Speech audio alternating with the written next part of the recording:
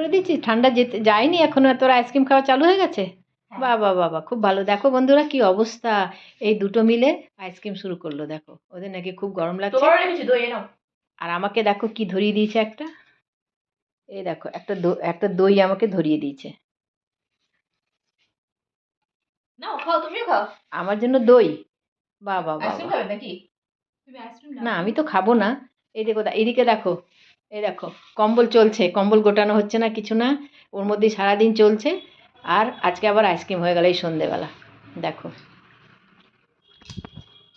কি বলছো? আইসক্রিম কেউ খায়? তো আইসক্রিম খায় তো কি খায়? এই সময় এখনো গরম পড়েনি কিচ্ছু না। পড়ে গেছে গরম। আর গরম পড়লে খায়। আমি সবসময়ই খাই।